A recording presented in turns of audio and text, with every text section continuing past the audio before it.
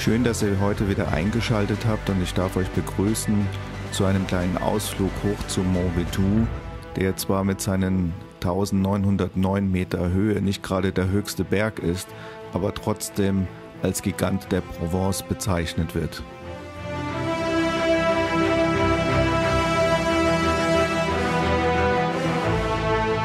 Der Ventoux erhebt sich im Departement Vaucluse als letzter hoher Berg, der sozusagen die gesamte Provence überragt.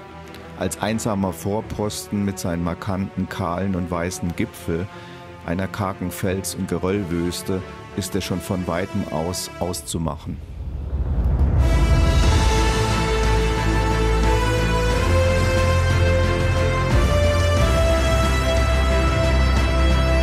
Entsprechende Sichtverhältnisse vorausgesetzt, hat man hier einen hervorragenden Rundumblick, der vom Mittelmeer bis zu den Hochalpen reicht.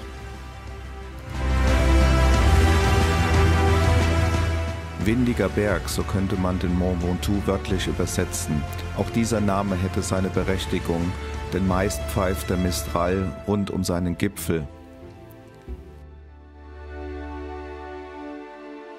Wir fahren die Passstraße hoch bis zum Gipfel und dem dortigen Observatorium, wo man auch den besten Rundumblick genießen kann. Der Mythos Mont Ventoux wird in der heutigen Zeit vor allem durch den Radsport und die Tour de France geprägt.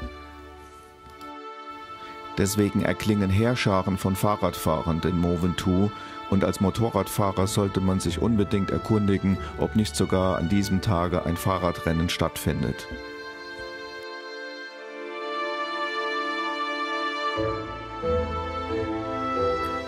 Wir erklimmen spielerisch mit unseren über 100 PS Maschinen den Gipfel, aber wir haben besonderen Respekt vor jedem einzelnen Fahrradfahrer.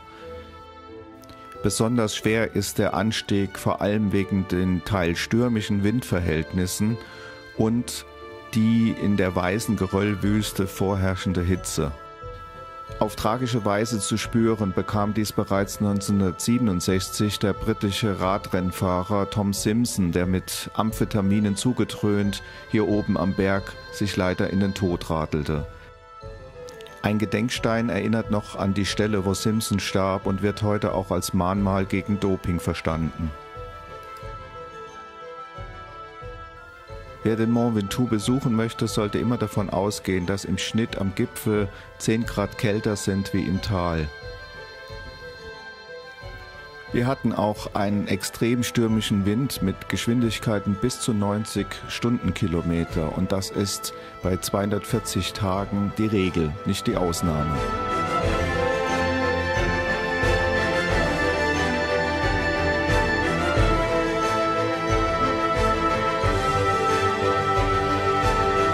Es ist zwar kein Geheimtipp mehr, aber der Mont Ventoux zählt zu den 3 heiligen Bergen der Provence und sollte auf jeden Fall mit dem Motorrad besucht werden, vor allem auch, weil ringsum sehr viele Lavendelfelder an den Bergflanken und der begehrte Trüffel wächst.